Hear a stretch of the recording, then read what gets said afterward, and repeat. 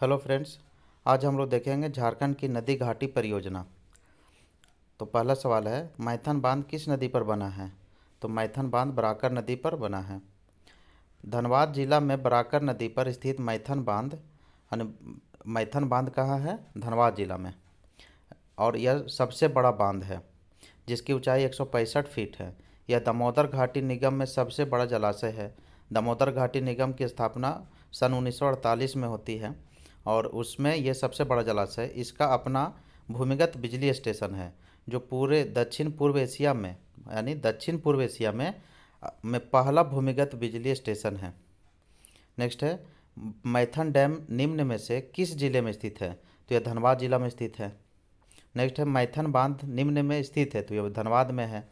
दामोदर घाटी नदी घाटी बहुउद्देशीय परियोजना के तहत मैथन बांध का निर्माण बराकर नदी पर धनबाद जिले में 1958 में किया गया था।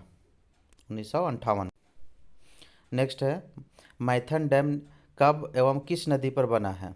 तो मैथन डैम जो है बराकर नदी पर 1958 में बनाया गया है।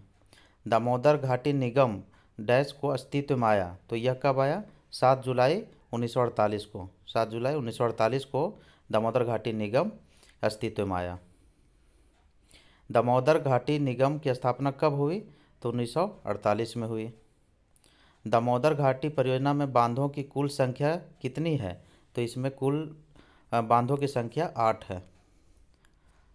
दामोदर घाटी परियोजना के अंतर्गत 8 बांध, 6 जल विद्युत गृह, 3 तापीय विद्युत केंद्र एवं 1 अवरोधक बांध का निर्माण किया गया है। झारखंड राज्य में कितनी वृहद सिंचाई परियोजनाएं हैं? तो कुल 8 वृहद सिंचाई परियोजना है। ये 2006 की आंकड़ा है। झारखंड राज्य में 8 वृहद सिंचाई परियोजना है। कौन कौन है? औरंगा जलाशय परियोजना, उत्तरी कोयल परियोजना, बताने परियोजना, अजय बराज परियोजना, गुमानी जलाशय परियोजना, पुनासी जलाशय परियोजना, कांची वृहद सिंचाई परियोजना तथा स्वर्ण रेखा परियोजना। नेक्स्ट है, तिलैया बांध यह नदी पर निर्मित है, तो तिलैया बांध बराकर नदी पर है। तिलैया बांध बराकर नदी पर 1953 में बना है। यह कोडरमा जिला में स्थित है। तिलैया बांध कहाँ है? कोडरमा में। और ये कब बना? 1953 में बराकर नदी पर। नेक्स्ट है, चांडिल डैम किस नदी पर है? तो चांडिल डैम स्वर्ण रेखा और खरकई नदी के संगम पर है। चांडिल डैम स्वर्ण रेखा नदी पर स्थित है। इसका निर्माण स्वर्ण रेखा बहुउद्देशीय परियोजना के तहत किया गया है। यह सरायकेला खरसावां जिला में स्थित है। कहाँ है? सरायकेला खरसावां। इस बांध की ऊंचाई 220 मीटर है और इसके जल स्तर की ऊंचाई विभिन्न स्थानों से 190 मीटर है। चांडिल डैम के पास स्थित संग्रहालय में चट्टानों पर लिखी लिपियां हैं जो 2000 वर्ष पुरानी हैं। नेक्स्ट है, झारखंड में निम्नलिखित में से किस नदी द्रोणी पर चांडिल बांध स्थित है? तो यह स्वर्ण रेखा नदी द्रोणी। चांडिल बांध स्वर्ण रेखा नदी द्रोणी पर स्थित है। इसका निर्माण 1982-83 में किया गया था। नेक्स्ट है, तिलैया बांध झारखंड के कोडरमा और हजारीबाग जिलों के निकट स्थित पहला बांध और जल विद्युत केंद्र है।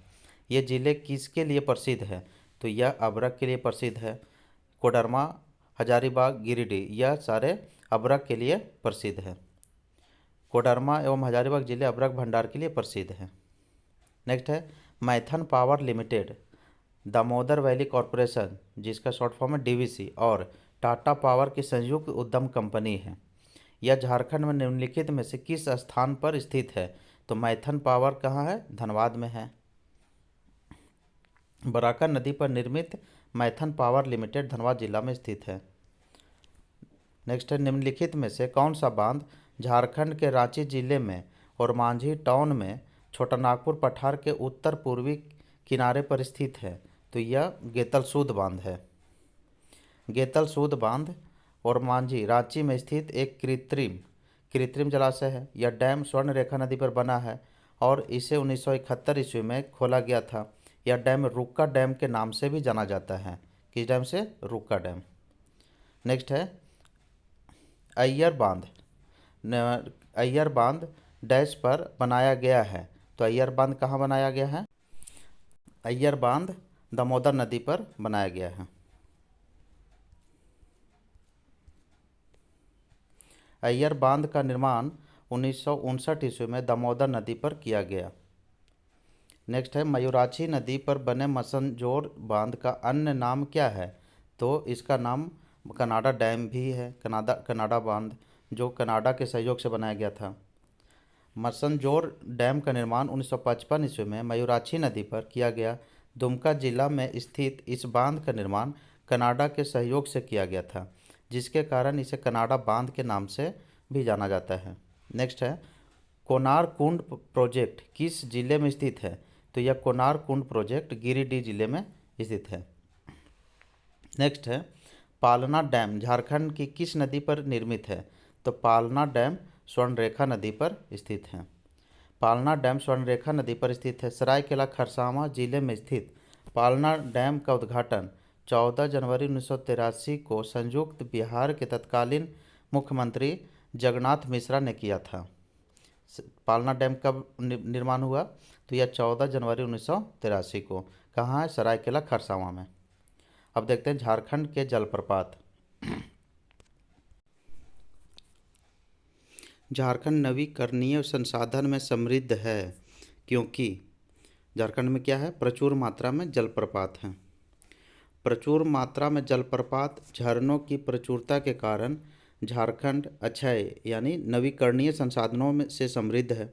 जल विद्युत एक महत्वपूर्ण नवीकरणीय ऊर्जा स्रोत है। जलप्रपात के मामले में पानी की गुरुत्वाकर्षण स्थितिज ऊर्जा, जिसको काइनेटिक एनर्जी भी कहते हैं, पहले पानी की गतिज ऊर्जा में बदल जाती है, पोटेंशियल एनर्जी, और यह काइनेटिक एनर्जी में बदल जाती है।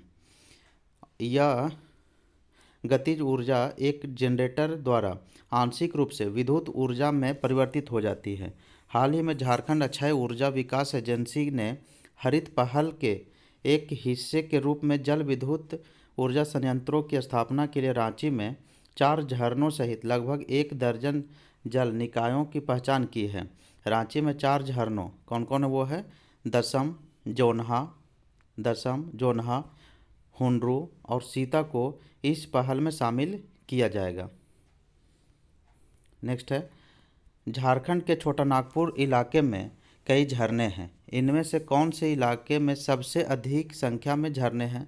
तो झरनों के मामले में रांची सर्वप्रथम है।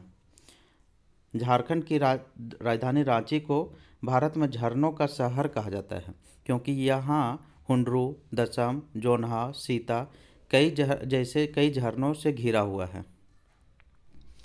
नेक्स्ट है, हुंडरू रांची से कितनी दूर है सड़क रास्ते से? तो यह 45 किलोमीटर दूर है रांची से।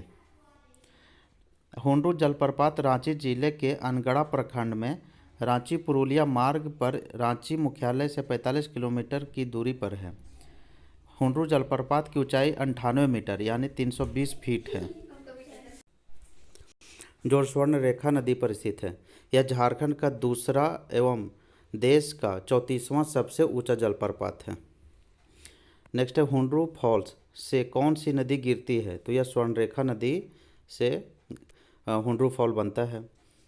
नेक्स्ट है, झारखंड का सबसे ऊंचा जलप्रपात कौन सा है जहां जल 100 मीटर की ऊंचाई से गिरता है? तो यह हुंडरू जलप्रपात है, लगभग 100 मीटर से गिरता है।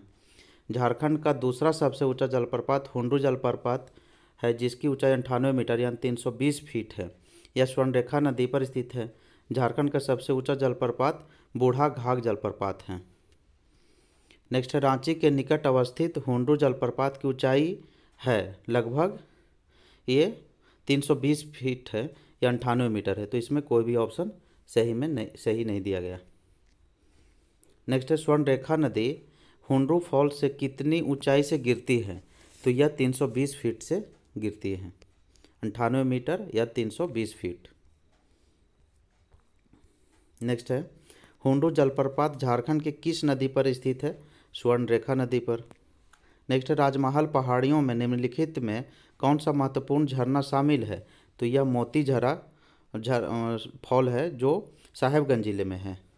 साहेबगंज के राजमहल में स्थित मोती झरा जलप्रपात की ऊंचाई 46 मीटर यानी 150 फीट है। यह अजय नदी पर स्थित है। नेक्स्ट मोतीझरा जलप्रपात डैश नदी पर बना है, तो यह अजय नदी पर बना है। नेक्स्ट झारखंड में सबसे ऊंचा जलप्रपात कौन सा है, तो लोध या बूढ़ा घाघ जलप्रपात। लोध या बूढ़ा घाघ जलप्रपात झारखंड का सबसे ऊंचा एवं देश का 21वां सबसे ऊंचा जलप्रपात है। यह जलप्रपात लातेहार जिला के महुआ टांड प्रखंड में उत्तरी कोयल नदी की सहायक बूढ़ा नदी पर स्थित है। इस जलप्रपात की ऊंचाई 143 मीटर या 468 फीट है। 143 मीटर या 468 फीट है। इस जलप्रपात को लोध जलप्रपात के नाम से भी जाना जाता है। नेक्स्ट है औसतन 468 फीट की ऊंचाई से गिरकर निम्नलिखित में से कौन सा जलप्रपात झारखंड में सबसे बड़े जलप्रपात की रचना करती है, तो यह लोध जलप्रपात है। नेक्स्ट है झारखंड में निम्नलिखित में से किस नदी से प्रसिद्ध लोध जलप्रपात बनता है, तो बूढ़ा घाघ नदी से। नेक्स्ट है झारखंड में निम्न में से कौन सा झरना गौतम धारा फॉल्स झरना के रूप में भी जाना जाता है, तो यह जोन्हा फॉल्स है, जो गौतम धारा के नाम से भी जाना जाता है। जोन्हा या गौतम धारा जलप्रपात राढ़ू नदी पर स्थित है। इसकी ऊंचाई 55 फीट है। ऐसी मान्यता है कि गौतम बुद्ध ने इस जलप्रपात में स्नान किया था। जलप्रपात के निकट बुद्ध का एक मंदिर भी है, जिसका निर्माण श्री बलदेव दास बिड़ला के बेटों के द्वारा कराया गया था। नेक्स्ट है झारखंड के किस जलप्रपात के बारे में मान्यता है कि उसमें गौतम बुद्ध ने स्नान किया था, तो यह जोन्हा जलप्रपात है। जोन्हा या गौतम धारा जलप्रपात के संबंध में ऐसी मान्यता है कि गौतम बुद्ध ने इस जलप्रपात में स्नान किया था। जलप्रपात के निकट बुद्ध का एक मंदिर भी है, जिसका निर्माण श्री बलदेव दास बिड़ला के बेटों द्वारा कराया गया था। नेक्स्ट है हिरनी जलप्रपात। हिरनी जलप्रपात डैश में है, तो हिरनी जलप्रपात कहाँ, यह रांची चाईबासा सड़क मार्ग पर है। यह पश्चिमी सिंहभूम में आता है। हिरनी जलप्रपात रांची चाईबासा सड़क मार्ग पर पश्चिमी सिंहभूम में रामगरहा या गरहा नदी पर स्थित है। हिरनी किस नदी पर है, गरहा नदी पर। इसकी ऊंचाई लगभग 37 मीटर या 120 फीट है। नेक्स्ट है झारखंड और संबंधित जनपदों में जलप्रपातों का कौन सा युग्म सही सुमेलित नहीं है, तो हुंडू जलप्रपात रांची में है। हिरनी जलप्रपात पश्चिम सिंहभूम में है। निचला घाघरी जलप्रपात लातेहार में है। रजरप्पा जलप्रपात पलामू यह नहीं है। रजरप्पा जलप्रपात रामगढ़ में है, रामगढ़ जिले में। नेक्स्ट है प्रसिद्ध उसरी फॉल झारखंड के किस जिले में स्थित है, तो यह गिरिडीह जिले में स्थित है। उसरी जलप्रपात गिरिडीह जिले में स्थित है। यह जलप्रपात उसरी नदी पर खंडोली पहाड़ में स्थित है। किस पहाड़ में, खंडोली पहाड़। नेक्स्ट है उसरी जलप्रपात झारखंड के निम्नलिखित जिलों में से किस जिले में स्थित है, तो यह गिरिडीह जिले में स्थित है। विकल्पों में दिए गए निम्न संयोजनों में से कौन सा गलत है, तो सदनी शंख बिल्कुल सही। हुंडू जलप्रपात स्वर्ण रेखा नदी। दसम जलप्रपात कांची नदी। पेरवा घाघ उत्तरी कोयल यह गलत है। सही सुमेली इस प्रकार है। सदनी जलप्रपात शंख नदी पर है। हुंडू स्वर्ण रेखा नदी पर। दसम जलप्रपात कांची नदी पर। पेरवा घाघ छाता नदी पर। घाघरी नेक्स्ट है घाघरी जलप्रपात डैश में स्थित है, तो घाघरी जलप्रपात नेतरहाट में स्थित है, लातेहार। घाघरी जलप्रपात लातेहार जिले के नेतरहाट में घाघरी नदी पर स्थित है। इसकी ऊंचाई 43 मीटर या 140 फीट है। नेक्स्ट है निम्नलिखित में से कौन से जलप्रपात नदी युग में सम्मिलित नहीं है, तो हुंडू जलप्रपात स्वर्ण रेखा पे। जोन्हा रारू। दसम कांची। लोध बराकर ये गलत है, तो लोध जो है बूढ़ा घाघ नदी पर है। नेक्स्ट झारखंड में निम्नलिखित में से किस नदी से प्रसिद्ध दसम जलप्रपात बनता है, तो दसम कांची नदी पर बनता है। दसम जलप्रपात रांची से सड़क मार्ग से लगभग 49 किलोमीटर की दूरी पर स्थित है। इसकी ऊंचाई 144 फीट है। दसम की ऊंचाई कितनी है, 144 फीट है। यह तैमारा घाटी में कांची नदी पर स्थित है। किस घाटी में, तैमारा घाटी में कांची नदी पर स्थित है। इस जलप्रपात की धारा गिरने के बाद 10 भागों में बंट जाती है, जिसके कारण इसे दसम जलप्रपात के नाम से जाना जाता है।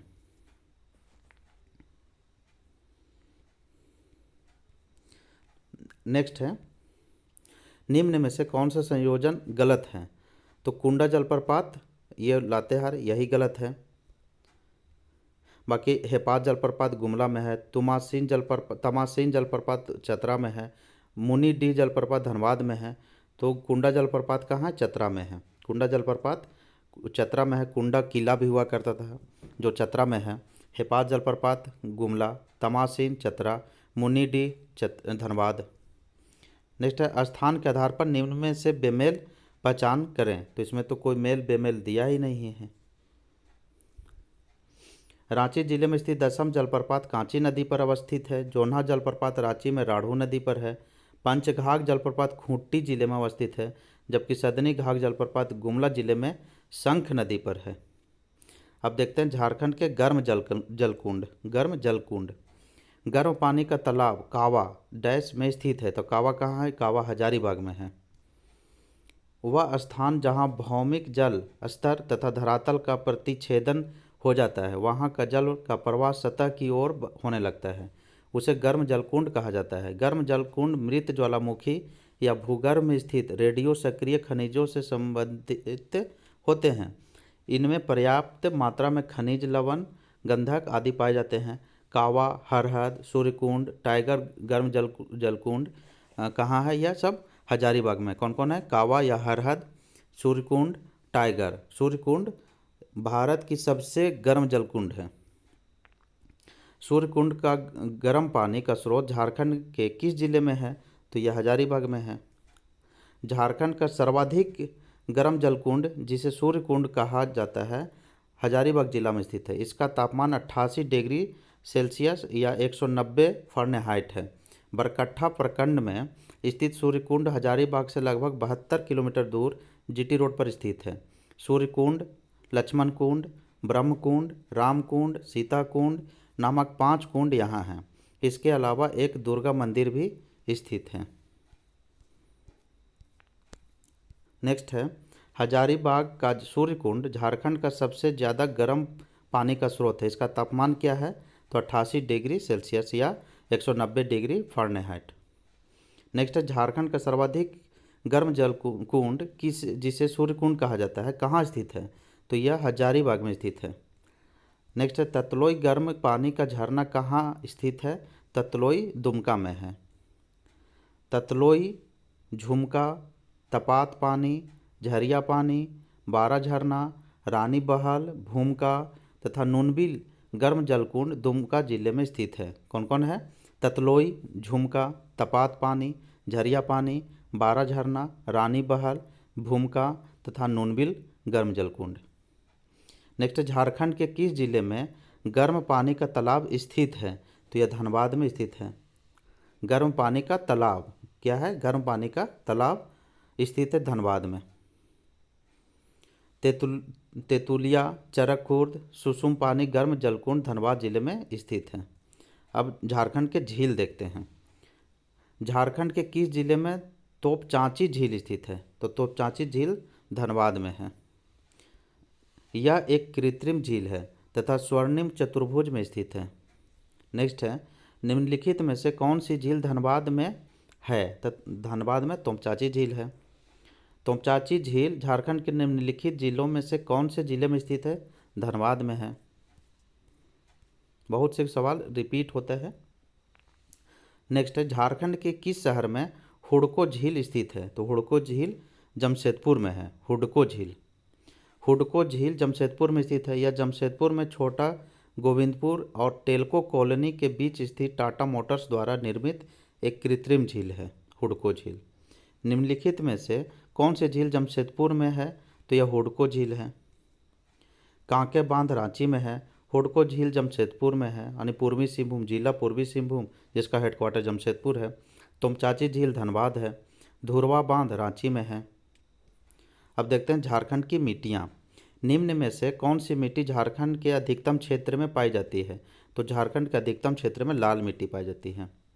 तो झारखंड के अधिकांश क्षेत्रों में लाल मिट्टी का विस्तार पाया जाता है। यह राज्य की मुख्य मिट्टी है। लाल मिट्टी का सबसे अच्छा विकास आर्कियन काल की चट्टानों मुख्यतः आर्कियन ग्रेनाइट तथा नीस के क्षेत्र में हुआ है। विदित है कि झारखंड के 90% भूभाग में आर्कियन चट्टानें पाई जाती है। यानी 90% में कौन सी चट्टान है? आर्कियन प्रकार की चट्टानें। लाल मिट्टी का रंग सामान्यतः लाल होता है, लेकिन पीला, धूसर, भूरा और कहीं कहीं काफ़ी गहरा या काला रंग भी दिखाई पड़ता है। अभ्रक मूल की लाल मिट्टी हजारीबाग और कोडरमा क्षेत्र में पाई जाती है, जिसमें अभ्रक का कुछ अंश भी मिलता है। सिंहभूम तथा धनबाद के कुछ हिस्सों में लाल काली मिश्रित मिट्टी पाई जाती है। लाल मिट्टी अधिकांशतः टाँड़, जिसको उच्च भूमि को टाँड़ कहा जाता है, में दिखाई पड़ती है। यहाँ उसका रंग अपेक्षाकृत हल्का होता है। दोन, निम्न भूमि को दोन कहा जाता है, के क्षेत्र में गहरे रंग की मिट्टी पाई जाती है। क्ले की अधिक मात्रा के कारण यह मिट्टी अधिक उपजाऊ होती है। नेक्स्ट है, दामोदर घाटी में मुख्य रूप से किस प्रकार की मिट्टी पाई जाती है? तो यहाँ लाल मिट्टी पाई जाएगी।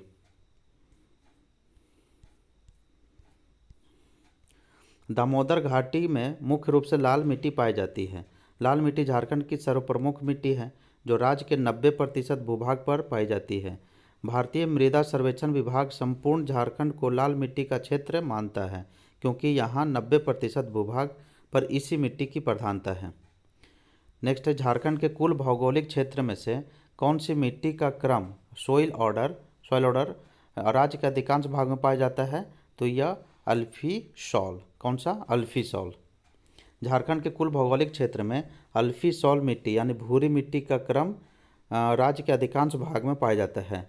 National Atlas and thematic mapping संस्थान ने अपने झारखंड के एटलस में 4 बड़े मिट्टियों का वर्गीकरण कर 11 उप प्रकार बताए हैं। तो वो 4 कौन कौन प्रकार हैं?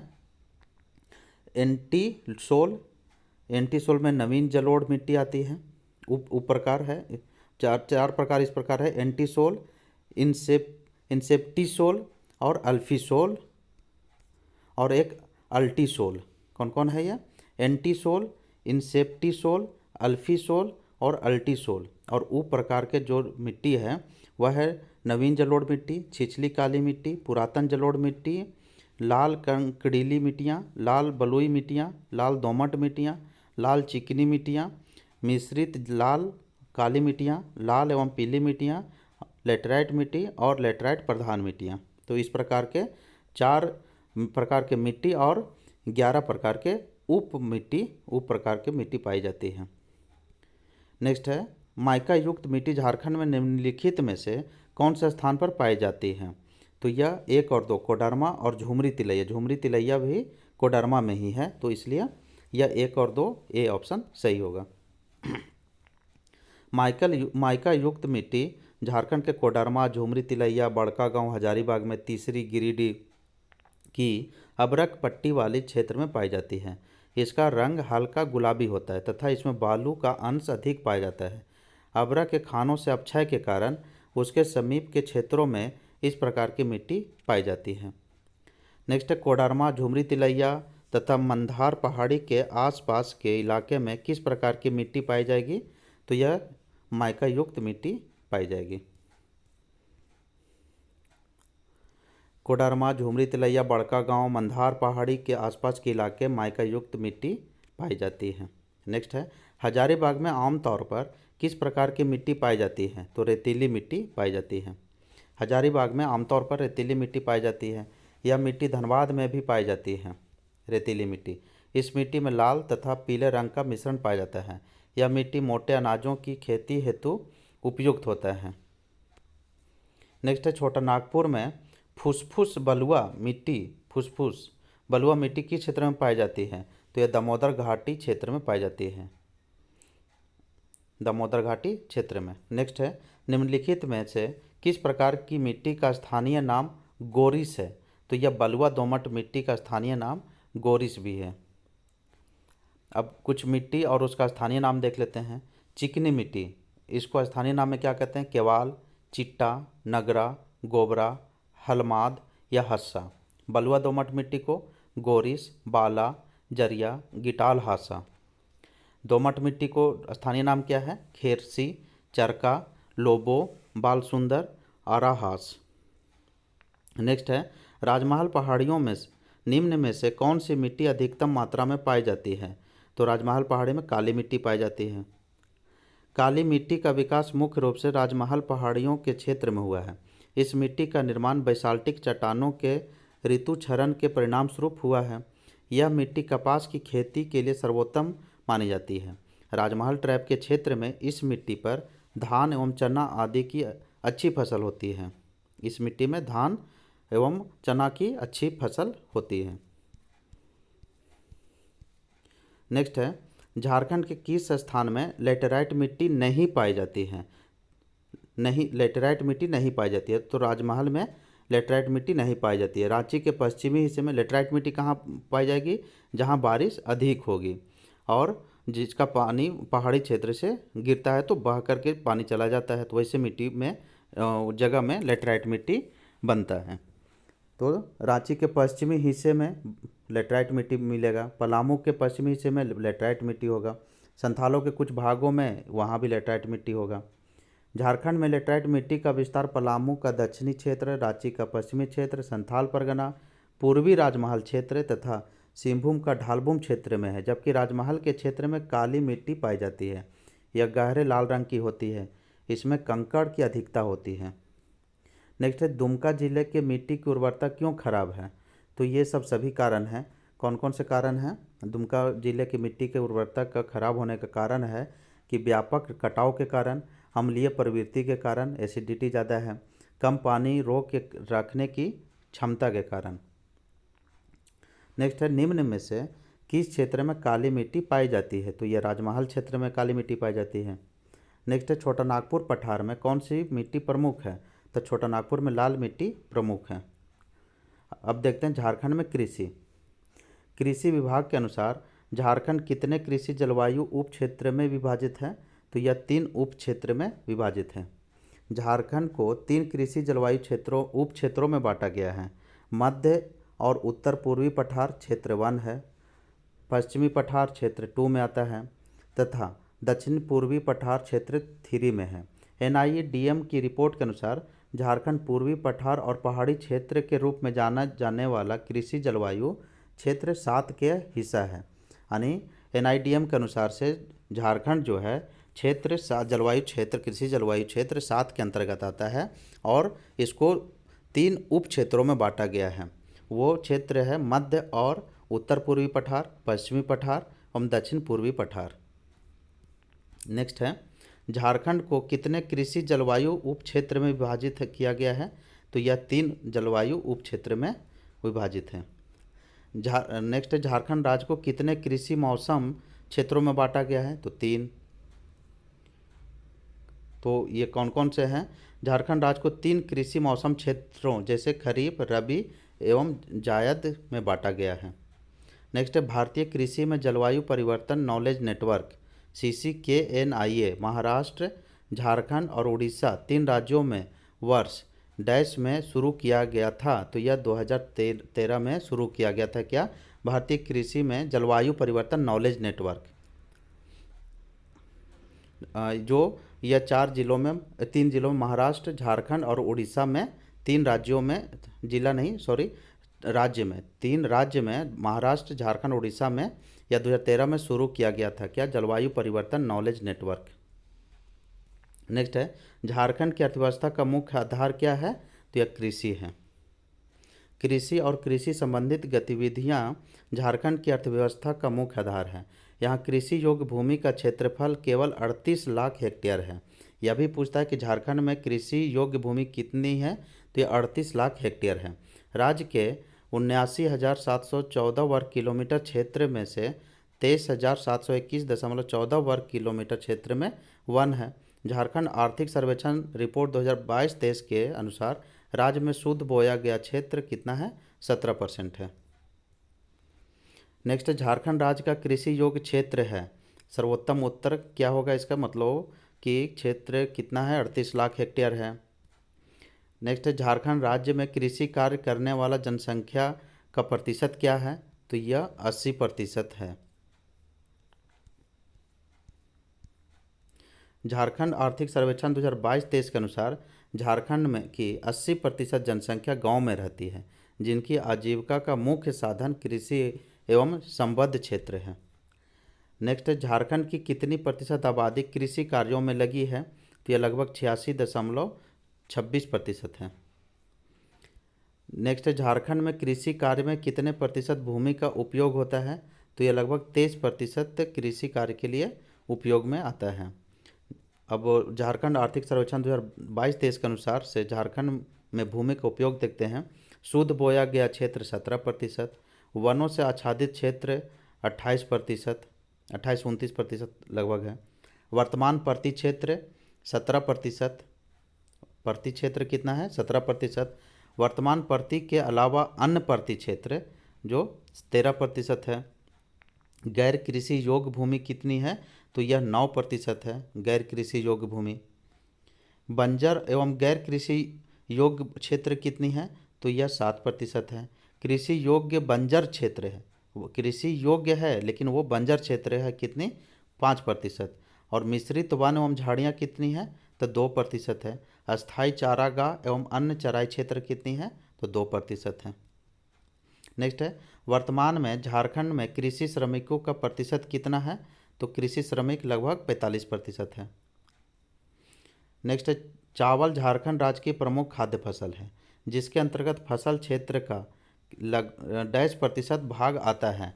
तो कितना प्रतिशत आता है? तो 80% लगभग चावल का फसल का चावल का हिस्सा है। झारखंड में कुल कृषिगत भूमि का 80% हिस्सा धान या चावल उत्पादन हेतु लगा हुआ है। धान उत्पादन हेतु 75 सेंटीमीटर से 200 सेंटीमीटर वर्षा होना अनिवार्य है। औसत तापमान क्या होना चाहिए? 9 डिग्री से 27 डिग्री सेल्सियस या आदर्श स्थिति झारखंड में मौजूद है। धान झारखंड में सबसे अधिक उत्पादन की जाने वाली फसल है। धान के मुख्य उत्पादक क्षेत्र कहाँ है?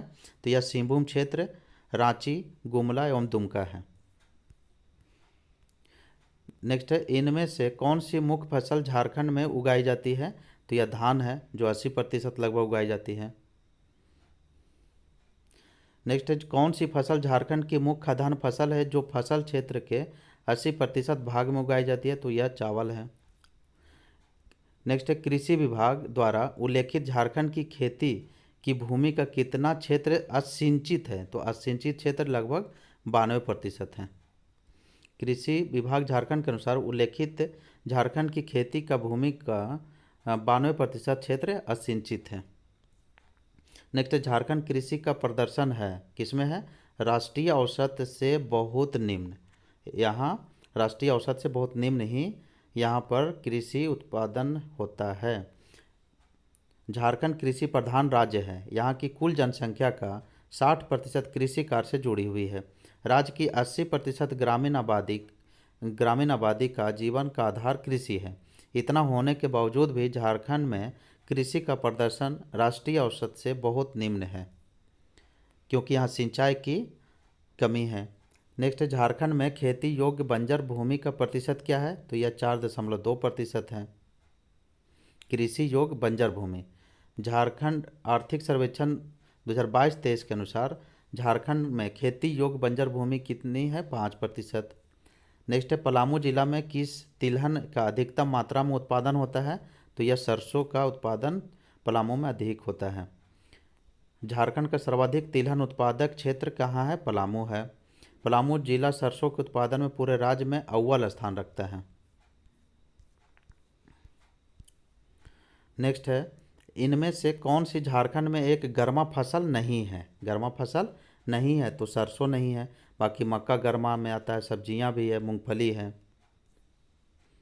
मक्का मूंगफली खरीफ की फसल है। मक्का और मूंगफली जो है खरीफ की फसल है। सरसों रबी की फसल है। सब्जियां गर्मा या जायद की फसल है। नेक्स्ट है, निम्नलिखित में से कौन सा प्रमुख बीज झारखंड में उगाया गया है? तो यह सरसों का बीज उगाया जाता है। दिए गए विकल्प के अनुसार झारखंड में सबसे अधिक सरसों की खेती होती है।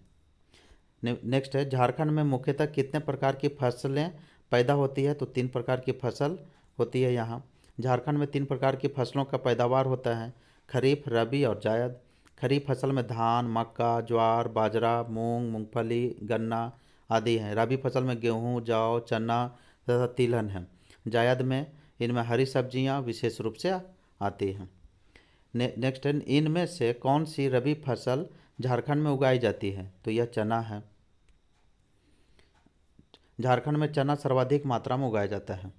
नेक्स्ट है, पलामू में कौन सी तेल बीज अधिकतम मात्रा में उत्पादित है? तो यह तिल का तेल ज़्यादा होता है। पलामू में अधिकतम मात्रा में तिल का उत्पादन होता है। तेलहन उत्पादन के मामले में पलामू झारखंड का अग्रणी जिला है। नेक्स्ट है, झारखंड में किस फल का उत्पादन सबसे अधिक होता है? तो यह आम का है। अमरूद, केला और करौंदा से ज़्यादा आम का उत्पादन होता है। झारखंड में आम का उत्पादन सबसे अधिक है। झारखंड आर्थिक सर्वेक्षण 2022-23 के अनुसार 2021-22 में सर्वाधिक उगाया जाने वाला फल आम था। आम का उत्पादन इतना टन हुआ था। नेक्स्ट है, भारत में लाख के उत्पादन में झारखंड का कौन सा स्थान है? तो यह पहला स्थान है लाख के उत्पादन में। लाख के उत्पादन की दृष्टि से झारखंड भारत का अग्रणी राज्य है। झारखंड में लाख का सर्वाधिक उत्पादन रांची जिला में होता है। झारखंड भारत के कुल लाख उत्पादन का लगभग 54.60% उत्पादित करता है। नेक्स्ट है, निम्नलिखित में से कौन सी झारखंड राज्य की महत्वपूर्ण निर्यात फसल है? तो यह लीची है। झारखंड में जंगलों की प्रधानता होने के कारण यहाँ पेड़ों के उगने के लिए वो अनुकूल परिस्थितियाँ हैं, क्योंकि 140 सेंटीमीटर वर्षा औसत तापमान क्या है 20 डिग्री से 30 डिग्री सेल्सियस तथा हल्की अम्लीय मिट्टी एवं धरातलीय ढाल मौजूद हैं। अधिकांश फल पेड़ों पर फलते हैं। इनकी खेती के लिए यहाँ दशाएं अनुकूल है। इसलिए झारखंड में आम, कटहल, अमरूद, पपीता, केला, लीची, नींबू की खेती बड़े पैमाने पर होती है। इसके उत्पादन के लिए टाढ़ भूमि क्षेत्र 3 सबसे महत्वपूर्ण है। झारखंड में लीची का निर्यात सर्वाधिक होती है। नेक्स्ट है, आदिवासी क्षेत्र में खेती मुख्य रूप से डैश में होती है। तो यह शुष्क भूमि की खेती है। आदिवासी क्षेत्र में खेती मुख्य रूप से शुष्क भूमि की खेती है। शुष्क भूमि कृषि या बारनी खेती सिंचाई के लिए बिना ही कृषि करने की तकनीकी है, अर्थात शुष्क क्षेत्रों में नमी की अनुपलब्धता में की जाने वाली खेती शुष्क खेती कहलाती है। नेक्स्ट है, झारखंड में कई जगहें पर हैं जहां पर सीढ़ीदार क्षेत्र हैं, ताकि किस लिए बारिश का पानी पूरी तरह से उपयोग किया जा सके। सीढ़ीदार क्षेत्र है। झारखंड एक पठारी भूभाग है जहां भूमि ढाल अव्यवस्थित, उबड़ खाबड़, कठोर चट्टानों वाला है। यहाँ सिंचाई विकास की सीमित संभावना है, जिसके चलते ढाल वाले क्षेत्रों में सीढ़ी नुमा आकृति की मेड़ बनाई जाती है, ताकि वर्षा का पानी समुचित उपयोग किया जा सके। नेक्स्ट है, कृषि में झारखंड का सर्वाधिक विकसित क्षेत्र कौन सा है? तो कृषि के लिए सर्वाधिक क्षेत्र यह उत्तर पूर्वी सीमांत कृषि प्रदेश है। उत्तर पूर्वी सीमांत कृषि प्रदेश है जहाँ से गंगा नदी प्रवाहित होती है। उत्तर पूर्वी सीमांत गंगा मैदानी कृषि प्रदेश झारखंड का सर्वाधिक विकसित प्रदेश है।